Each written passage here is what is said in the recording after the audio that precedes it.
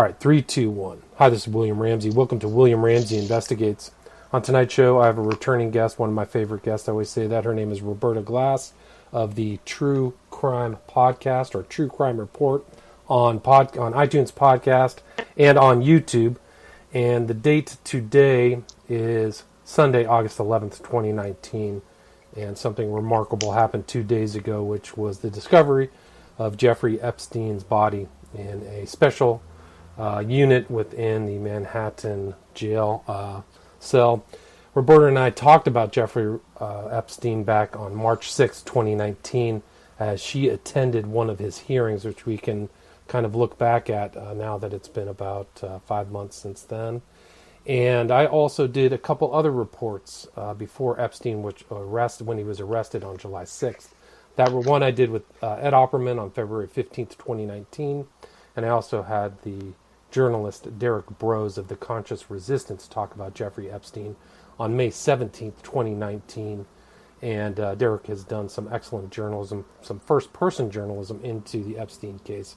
And he's still doing work over there, so I suggest people check that out. But today we're going to talk about this incredible occurrence. So, Roberta, are you there? Yeah, how did you hear about Jeffrey Epstein's death? You sent me the messenger text. I was just sitting around. I'm like, why do I have all these messages? And I opened it up, and that was it. How did you find out? Yeah, my boyfriend yelled it out, and I was just devastated. Really, I was surprised at how upset I was about it, because I really wanted him to see justice. And from sitting in the Nxivm trials and watching the women testify against Raniere and seeing the power that they got from it, and seeing that in action, and knowing that these victims would never have that opportunity, it was really, really devastating. Yeah, it's a shame. I mean, he really skirted out, assuming that he's dead. I mean, there's so much, the facts that they're talking about are not clear at all. Actually, I was looking over them, particularly when he was attacked on July 24th, which is either a suicide attempt or an attack, which is not clarified, at least by the jail. And then even with his death on Friday, was it August 9th, that it's very unclear what their statement is. He was found unconscious. Well, was he hanging from a rope? What happened? What are the exact facts? There's actually fact-free statements from this whole thing that happened 2 days ago, which is very unnerving for me. It's pretty shocking, especially considering that he was probably the most well-known at this time, considering all of the information that's going out through all these, the top media channels about Epstein. He was probably the most known person in jail in the U.S. at the time of his death. Yeah, that was my friend's point, because, and you've been following this for years, but just recently it's really picked up. The public interest has really picked up tremendously. Yes. And of course, like the press interest. But for a while, it was just like you and Ed Opperman and Pierce Redmond. And I'm sure I'm missing a few other people Derek who were really Brose following. Was one. And but really, I mean, I think Opperman was really first on it. I really can't say that I didn't start. I started really getting into Epstein at the beginning of the year, but I think there's that one piece in Vanity Fair, right? And then when I think really I became more interested once the Miami Herald really published all those articles, because they did a fantastic job. Julie Brown, and that 3-part series really brought it to the public attention. So that's kind of where I started. But I think Derek was doing stuff talking about some of these defamation cases 2017, I think. Wow. Really on the ball. So, but now it's just everywhere, right? There's a New Yorker piece about Alan Dershowitz, Devil's Advocate. There's just everybody's writing, trying to figure out where these people are. I mean, very interesting. And, I'm, of course, I'm going to take a very conservative stance on the Jeffrey Epstein suicide thing, because I live in New York, MCC. We have Rikers Island, MCC, and then we have MDC in Brooklyn. And they're all terrible. The conditions are terrible in New York City prisons. When the New York Times had likened MCC to Guantanamo Bay. Wow. Another leaker for WikiLeaks, Joshua Schultz, had said that North Korea had better conditions. So even if Jeffrey Epstein was not on suicide watch and he was the star inmate, I can imagine his care being falling through the cracks. So even right, and it wasn't clear he was on suicide watch and then taken off. I think there's conflicting reports about whether he's on, but if he was on suicide watch, there would be a videotape of him for 24 hours. So if this actually happened, there would be videotape. I think I read somewhere that videotape wasn't working now, which is very sketchy. So it's just it's not It sounds conclusive. Very sketchy, but, at the same time, I'm sorry. Yeah, I can imagine all the videotapes not working in MCC, being terrible. You know what I mean? So it's like I go back and forth. I can imagine it being conspiratorial. I can imagine them taking out a videotape and having someone off him. I'm sure. I just am surprised with the timing, right? Comes right on the heels of the Maxwell, Virginia Roberts Giuffre, document dump. How do you pronounce her last name? Giuffre?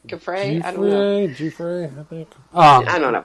Yeah, but all those documents coming out that implicated Senator Richardson. Who else? It was like a huge list of powerful There was men. A hedge fund manager worth $2 billion. There was Minsky, who was an intellectual.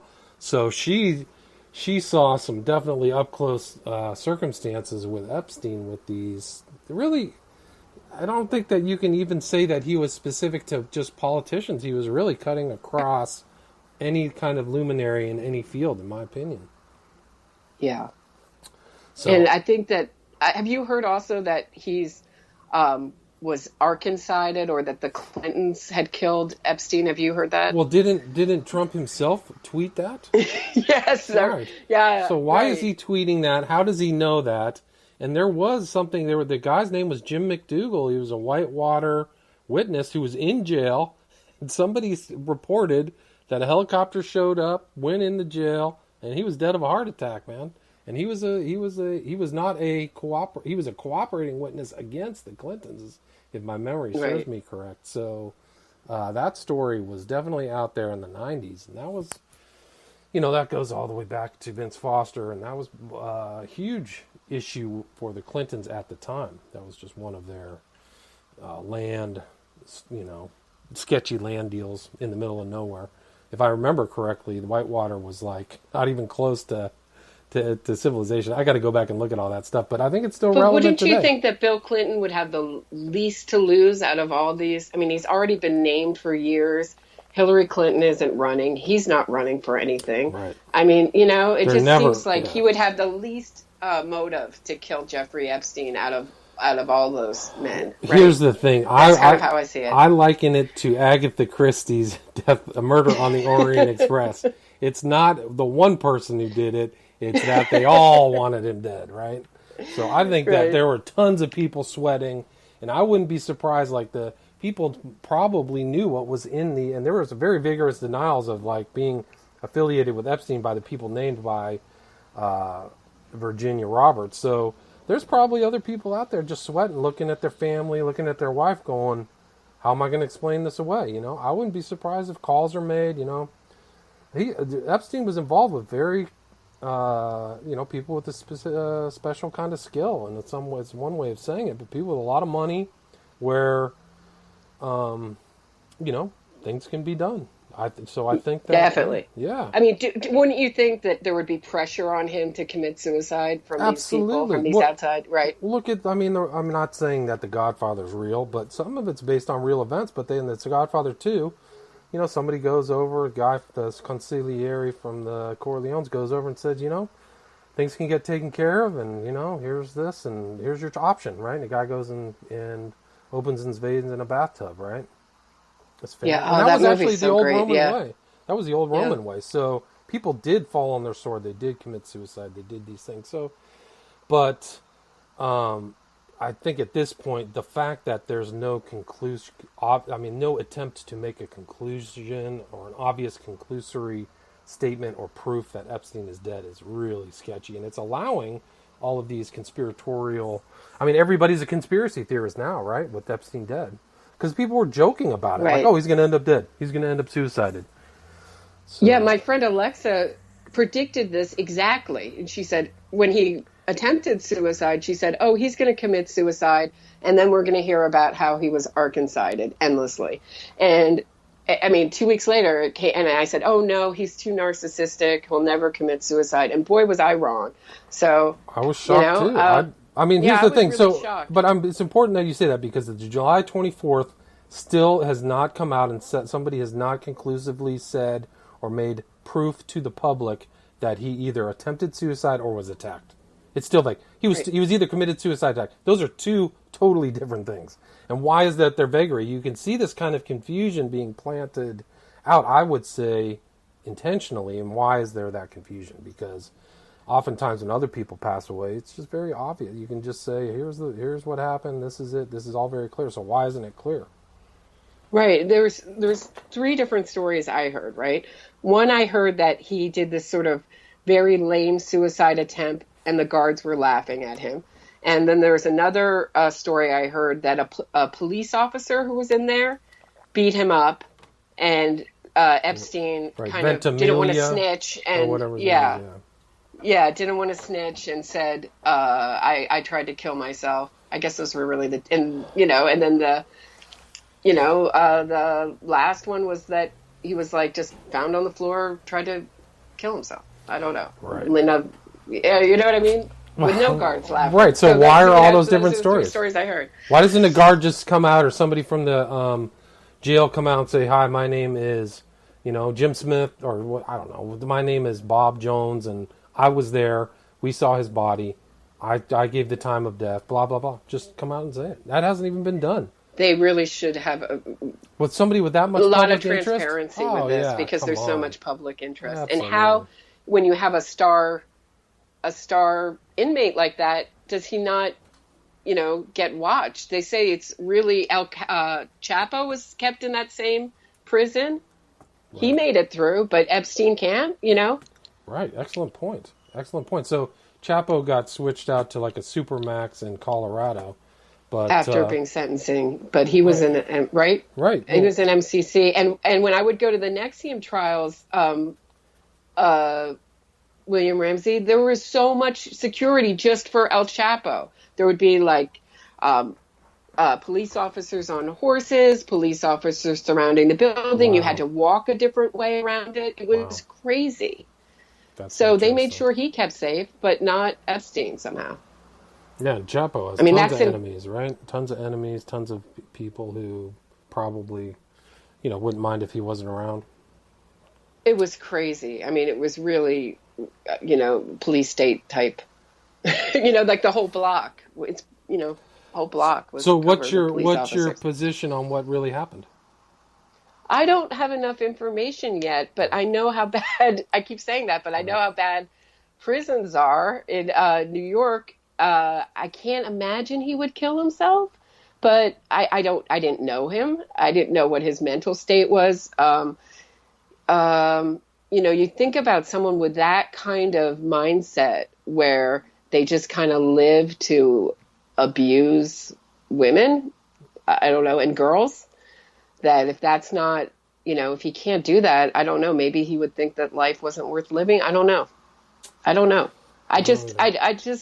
would think that he would have pressure definitely on him to kill himself, but it doesn't end the story. It keeps the public maybe even more interested in the story. Certainly, certain information does die with him, but there are enough people implicated, like Dershowitz, Ghislaine Maxwell, the guy from Victoria's Secret. He has enough like of a web, but the problem is, and I think we were talking about this yesterday, is that in America, like it's always one guy goes down or maybe a few other people around it, like with Madoff.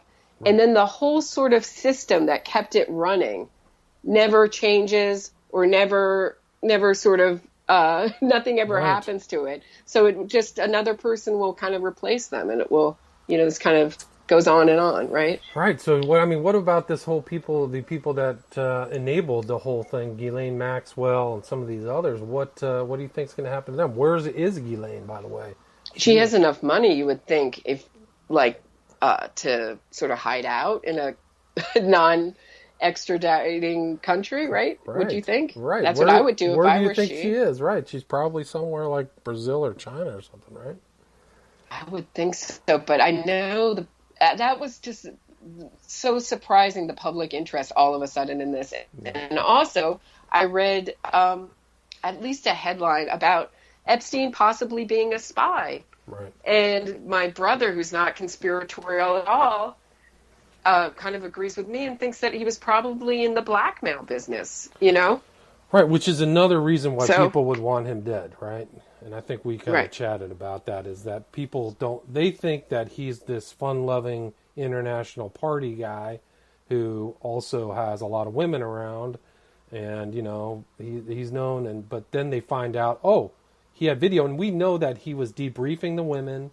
They know, if you look at the Miami Herald discussions, they videotaped interviews with the victims. They interviewed Virginia Roberts, and part of her story, which seems to have been shaped away, is that she was involved in trafficking. She was involved in taking these young girls and she was felt guilty about it. Like, one of the things that she said, I don't remember verbatim, but she said, I feel so bad that I was involved in it and that I was putting more women into this lifestyle, right?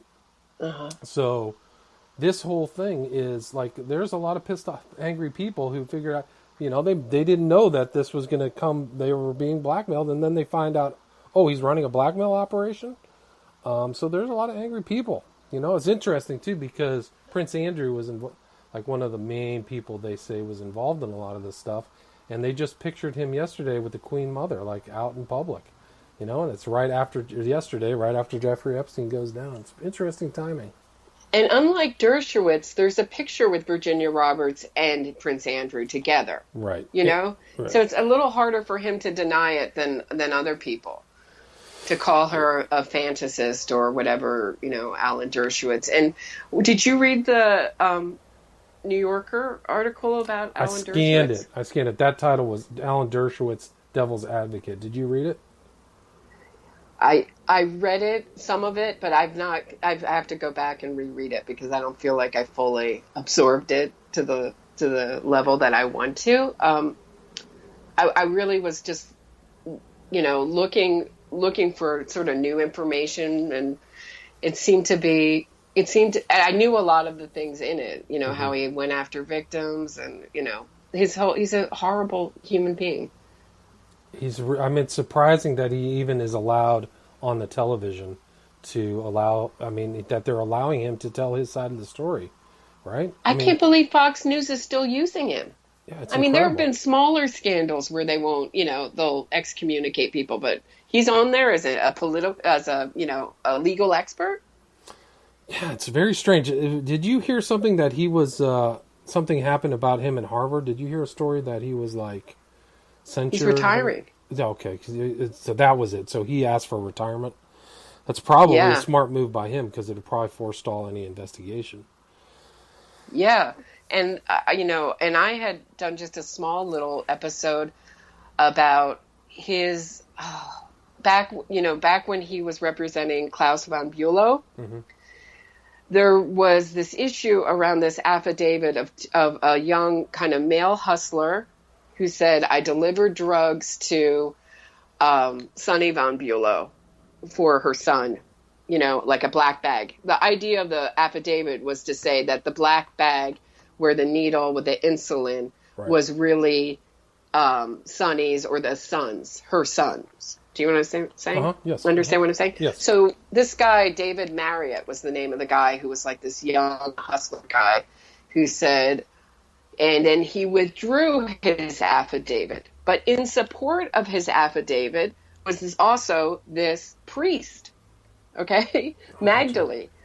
And then who said, yes, I know because I counseled David Marriott, the hustler. He was one of my, spiritual counselings. But it turned out that this priest stole from his parish, abused boys for years, eventually died of AIDS, and got indicted for perjury for this affidavit.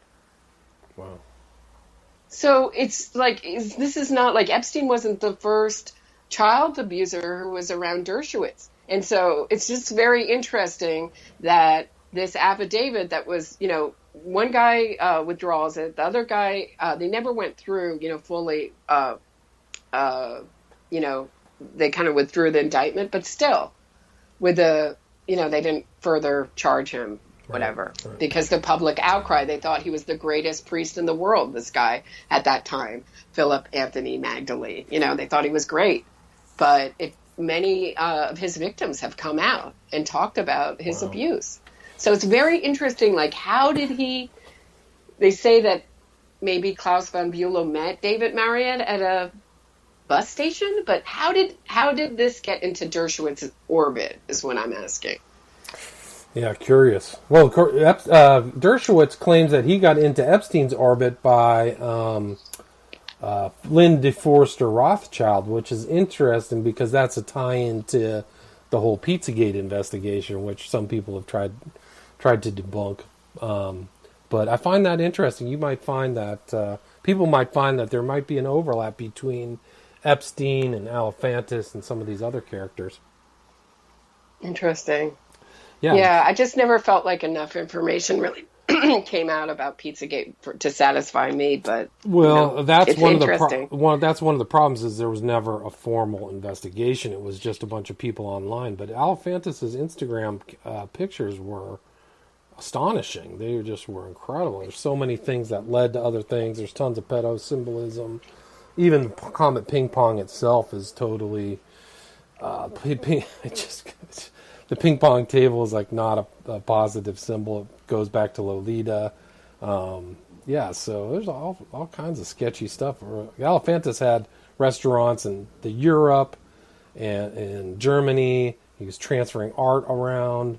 Who was his live-in partner, boyfriend? It was the guy from Media Matters. I thought the most interesting connection. It was Brock. It was David Brock. And there was a picture of...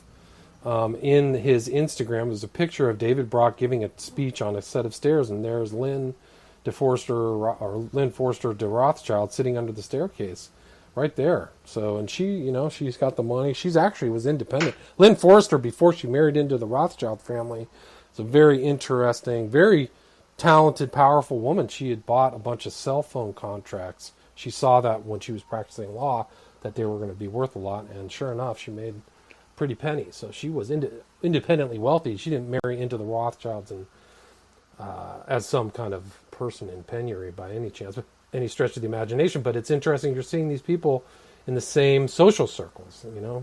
Epstein. Right. Rothschild. It's very interesting also that Epstein was interested in like transhumanism. Right. He gave to the Innocence Project $50,000. Oh, no. Did you see the list of charities he gave to? And he wanted to have a baby farm. So he wanted to just get like 20 women to his, was it in New Mexico? New Mexico ranch, yes. Yeah, ranch, and just produce babies with, that were, with his sperm. Like he had such great, genes or something. It was like eugenics. It was really creepy, but it reminded me of, that doctor from Brazil, John of God. John of God, Yao of God. Who, the whistleblower, now killed herself. Well, supposedly. Conveniently, too. Yeah, conveniently, yeah. Yeah, that's another convenient, who was accused of having a baby farm in addition to abusing women. Right. But I thought also that idea, Virginia Roberts said that Epstein had female breasts in his bathtub. Yeah, so these female, so he could play with them when he's like in the tub, and it's just so interesting to me that,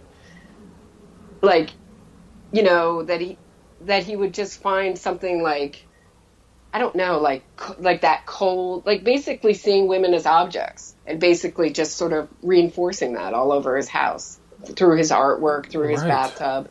you know? Well, they had in some of these recent I haven't read all the 2,000 documents pages of documents, but in some of them, he had child porn on the wall. I mean, they had to black it out. He had some little, Wow. yeah, so it was bad. Uh, I mean, I can see why people didn't want that divulge, but and then he had like this full dentist chair in his bathroom. It just was so strange. I mean, constantly Very moving around. creepy. And I can't remember the woman. There's a woman who's doing a lot of research on Epstein, but she showed that these kind of entryways on his island could be a huge underground base.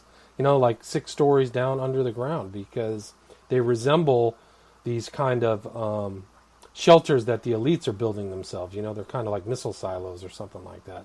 But really interesting research. Yeah. And And so, there's nothing oh, above ground, but there's these huge driveways and air holes and things like that.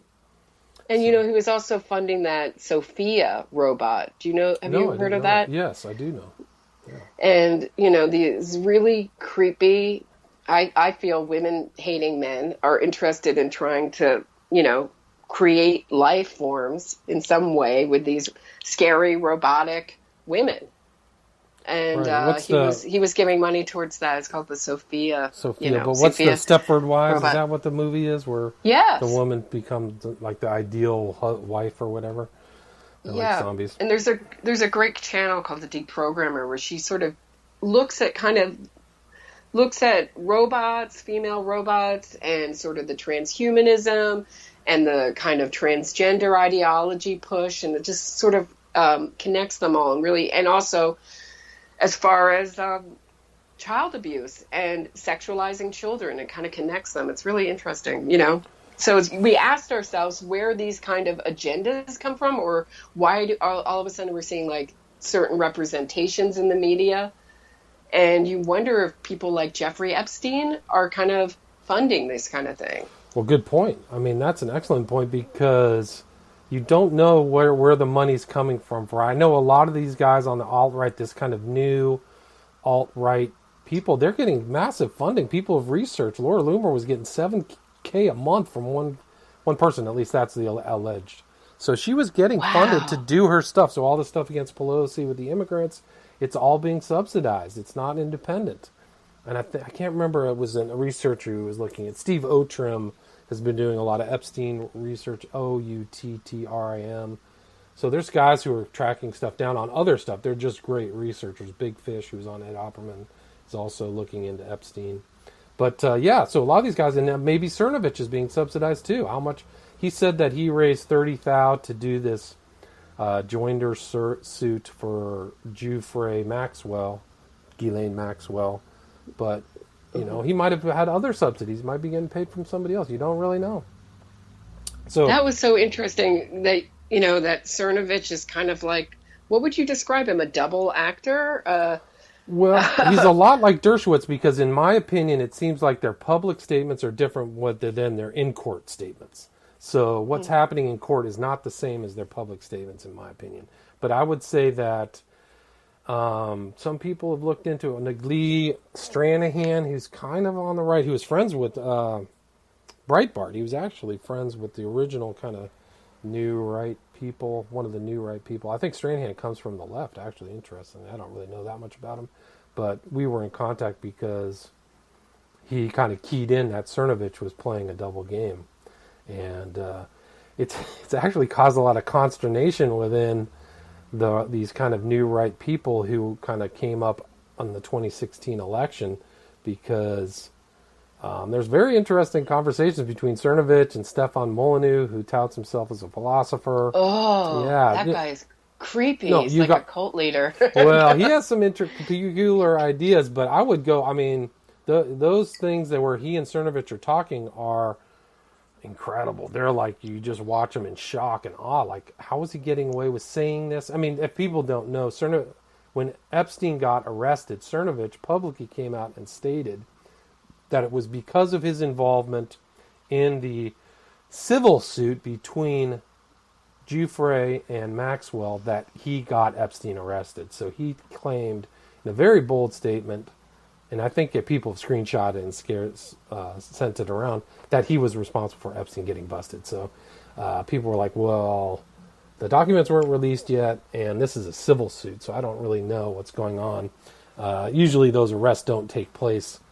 People have to do groundwork to have probable cause to investigate and arrest people. So it's silly for him to say that, and it seems like his followers really just drank the Kool-Aid with that. If you go look at some of his statements, oh, Mike, you're so great. I'm just like, oh my gosh, this is terrifying that people believe that. And I think Stefan Malu believed that, which is equally terrifying because he's like, suppose I just don't know. He's supposedly a philosopher. So anyway, so for people who don't know, very interesting developments in that. And there's pictures of Cernovich and Dershowitz together. They were in a documentary together. But anyway, so.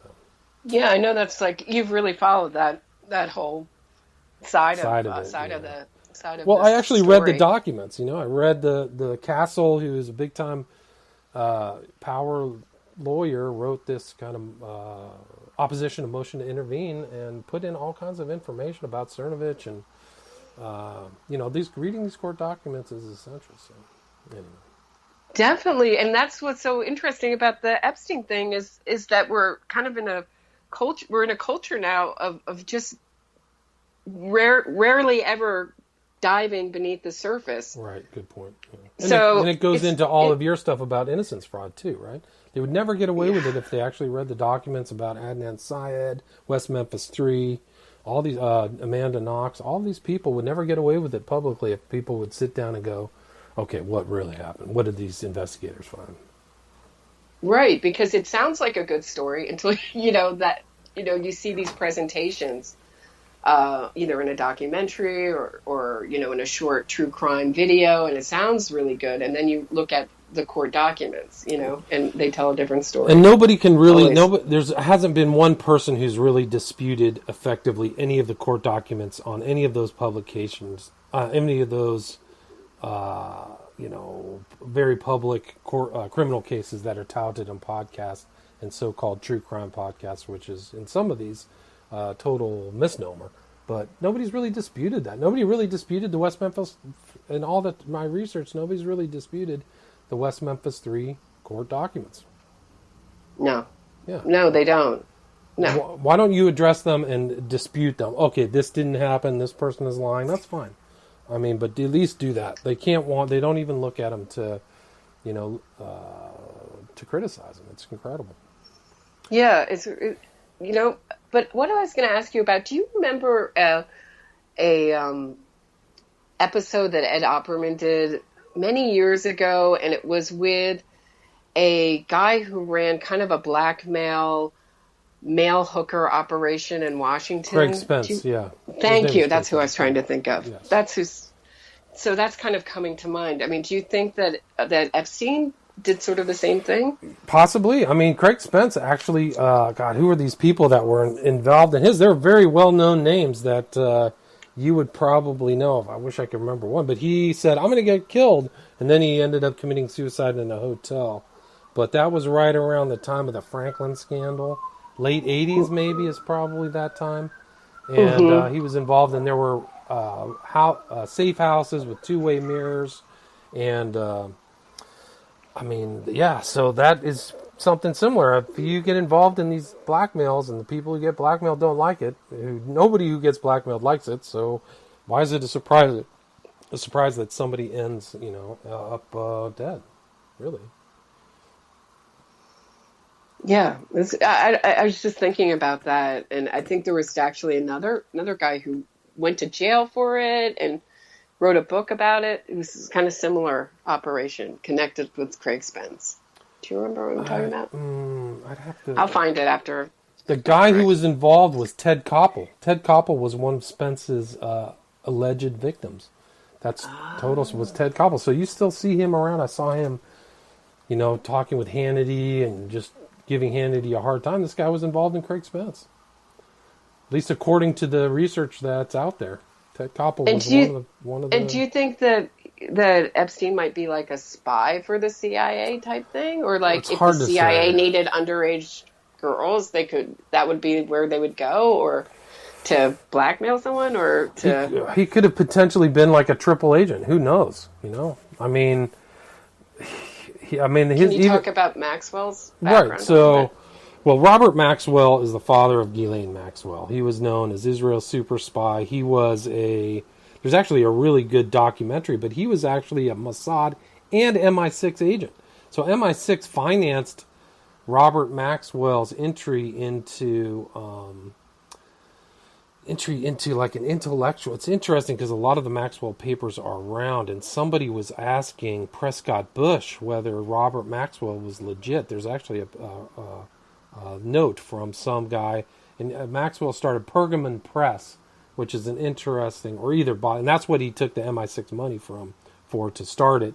But Pergamon is the place where Satan sits in the Book of Revelation, and there was a Christian martyr was killed there, and that Pergamon was in Berlin, and the Nazis modeled one of their rally places like this Temple of Pergamon. So there's this crazy tie with that. But anyway, there's a really good documentary, the name of which I can't remember, but there was a famous researcher who wrote this book, Israel's Super Spy, Martin Dillon, and I can't remember the other author, but Robert Maxwell was a very well connected kind of and he was involved in financial shenanigans. He actually at one point engaged in financial shenanigans and then was banned from owning or being involved in a public corporation, then got back and said he was honest, and then he was a competitor of Rupert Murdoch's for a while,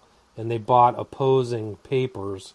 And then in time, Robert Maxwell, it wasn't his real name. He was actually like, his real name was like Blue. He was from Czech. He was of Jewish extraction from Czechoslovakia.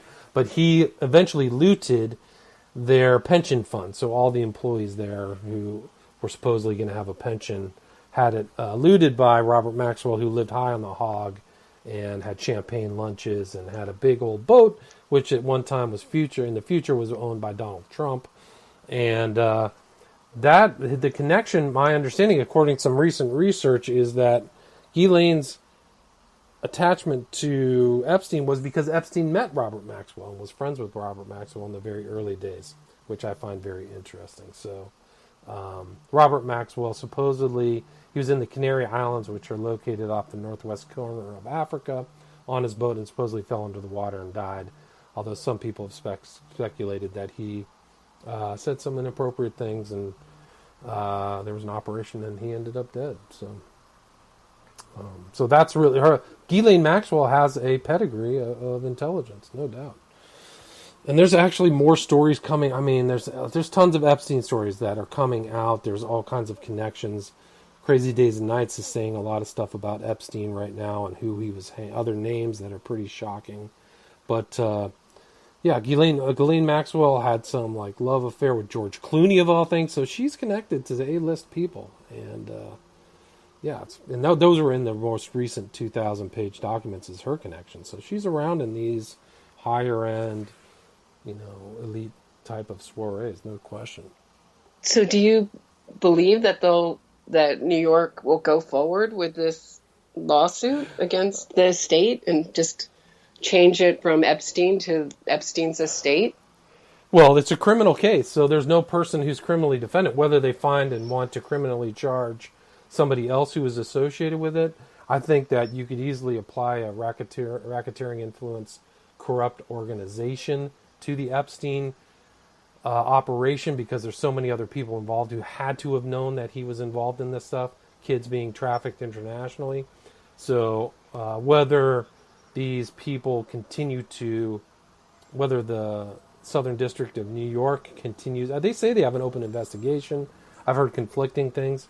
So whether other people get arrested with information, whether some of these other girls, I know that other unknown victims are coming forward. So we'll see. I can't speculate whether, it's a very dicey political situation. So I don't know what'll happen. I was surprised when Epstein got arrested. So I didn't anticipate. How many that. Victims are there? Are there like hundreds? A couple thousand? I don't know. Or a couple hundred? A couple tens of thousands? It's hard to even, tell, right? Right. And I mean, there's other stories that There are girls of Mexican ancestry being brought up into New Mexico, so those are a whole nother pool of victims that are outside of, these other high school girls that are being abused in Florida. And then there's this other girl who came forward who has a civil suit, and you can read the civil suit against Epstein, and she was from a high school in New York City. So it's, why are they drawing this many girls? For what purpose? To what, to what end, right? I mean, it's at least 100, I think. I think that Brad Edwards said it was at least 100. So they're talking in large numbers of known victims. So this is just the thing I want to know is how Epstein got the job at Dalton, Right. which is really prestigious, William Ramsey, really prestigious school without a college education. How did he do that? Very odd.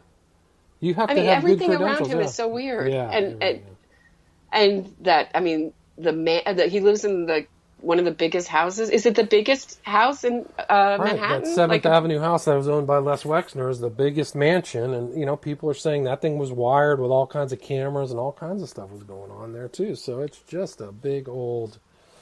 It's one of the great scandals of American history. I think that the Epstein case will go down as one of the most incredible because it involves so many known figures, at least in a central part or in a secondary or tertiary part. All these celebrities and intellectuals. There are people on Joe Rogan's podcast, Pinter and Krause, who were associated with Epstein. There's all these people around that are probably just ducking and hiding and hope their name doesn't pop up. It's probably my guess. What happens to his money? Do you know? Well, that's great. That's a great question. So he has $500 million. I suspect it'll go to legally, if he did not have a will, which nobody really knows, if it's intestate, according to the laws of his main primary residence, probably either New York or Florida. Most of the state laws are fairly similar. It goes to a closest family member. So if both of his parents have passed away, it would go to his brother, Mark, who's also supposedly involved in some sketchy stuff, according to Crazy Days and Nights. So it would go to, and I don't think he had children, so it would go to his brother.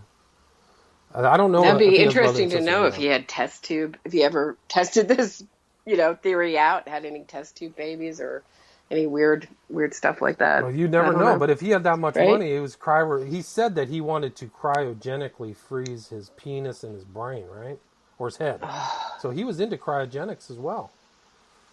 Yeah, I mean, it just gets so strange. It's it's an incredible story. And all of the story hasn't come out yet. So the real clarity of the whole situation, at least especially surrounding his death, is not clear. It's not clear at all.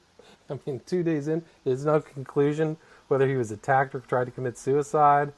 Where's the video? Like, I would say if I was working for the jail, oh yeah, we have video. We saw him get up and create a noose and commit suicide. Like, how did he commit suicide? If he's on suicide watch or not, there's a lot of problems.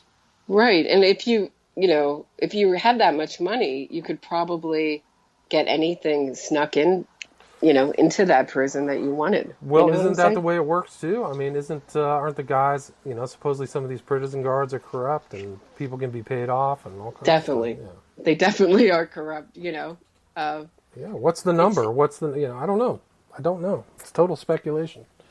I'd just like to hear about the autopsy. So my question to you is, how much of this Jeffrey Epstein story will never get answered? You know what I mean? Of these questions. Like, will it just be sort of answered on a surface level? On a kind of like just enough to kind of get the public to kind of forget about it? Yeah. Did his suicide, okay, what do you think? Or do you think that his death, do you think that helped to kind of... Well, I think it put it right back in. So his arrest, he was the main story. Then there were the shootings in El Paso and Dayton. And now those actually got trumped again by his, quote, suicide, unquote. So it'll be interesting. I think the American public really wants to know how deep this goes. And it's such a serious problem. And it goes to the heart of your political, economic, and cultural system. If there's these corrupt people, if it's not just Epstein, if there's other people also blackmailing people. People want to know, they don't want to know why some things happen and some things don't. So it'll be interesting to see. I think we had talked in one of our earlier talks about how Ben Sasse, what was he? He was the senator from Nebraska, asked Bill Barr to look in, and now Ben Sasse is still writing in after the death of Epstein that he's outraged that it happened. So there's definitely people who want to get to the truth. And about right. Bill, Barr actually recused himself because of his prior affiliation. I think Kirkland and Ellis represented Epstein in some other matter, I think. So I think he's out. He's not involved in this. And there could actually potentially be an independent counsel assigned if Congress gets off his butt to actually look into the totality of Epstein's criminality. Well, I just think it's, because it's such a mystery, it really lends itself to conspiracy. Like the hearing I was at concerning the Maxwell Roberts documents being released, the three judges had decided that one judge would oversee the releasing of those documents, and he died recently. Right, sweet, yeah. Yeah, sweet. And I saw quite a few posts about, of course the judge died, but he was 96. Yeah, he was I'm surprised he still was working. To his credit, he is out there going to work every day at 96. Good for him. You gotta love those people, right? Yeah. And then, just quickly, can we talk about the fact that Keith Raniere was found with a cell phone? Yeah, well, tell me the whole story. I didn't get all the details. He was found. He's in the SHU, meaning solitary confinement, as punishment, because he was found. A cell phone was found, in a cell on his person. I'm not sure which. He's communicating out with his outside whatever functionaries or people, right? So why it's significant is because the defendants that I saw have all publicly, the softest, of course, is Claire Bronfman had when she pled guilty, she had sort of the softest kind of allocution and said, I'm rich, so I have to obey the law. I have to obey the law more than sort of poor people. It was really the most, the most offensive speech. But most of them had said, what I did was wrong. And we were all sort of meant to believe that he has nothing to do. He doesn't have any followers anymore. And he said himself, that was his big thing when he was a cult leader, saying, I don't have any money. I don't have any possessions. He had a special word for it. Like, I'm just a thinker. There's a special word for it. I have it in my notes, that he told his followers, I'm just a, thinker with no possessions, no money, whatever. So the fact that he's found with a cell phone means that Nxivm may still go on in some, besides what we know with the Rainbow Cultural Gardens, it may still be going on in some form. Right. So he's including Claire Bronfman possibly being, keeping it going in this area. Right. So he's like a mob boss in the jail, still making commands or, telling people what to do. I mean, it's pretty shocking that they couldn't find that his cell phone was pinging inside the jail too, which is pretty shabby. I would wonder how much contact that he had through the use of that cell phone, but I don't know. That's incredible. Really incredible. You're saying, Claire Bronfman, he's telling his fellow inmates that bitch, she abandoned me, but that was probably maybe for show during the trial. And now someone's supporting him. Yeah, I don't know who. Amazing. I can't, I don't know how. It's interesting. Well, how would you get a cell phone in? You're paying somebody a guard to bribe somebody? Yeah. I wonder how that works. How much it costs to get these things in. I bet all of the inmates know, how much to get drugs in, how much to get cell phone, how much to get a book, how much to get this stuff. I don't know. Yeah, definitely. It's, I said, I was really torn because, in one way when you watch a trial like Keith Raniere's, you really want him to be punished and have no luxuries in prison and have the worst prison experience in the world. But when something like Epstein happens, and whether, on purpose or not, the conditions are terrible. He should have, been kept safe.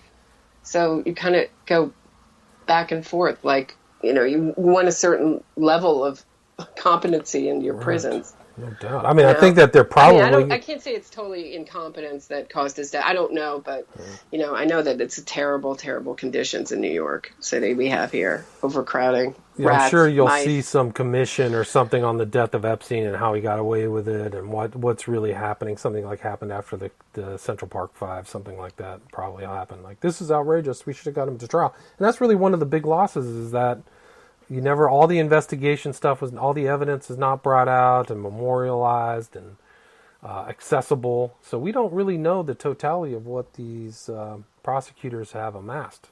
And we might not know. I don't know. I don't know what will happen to all the Epstein files that they did their own independent research. So that would be unfortunate if that's lost. I don't know what will happen to that.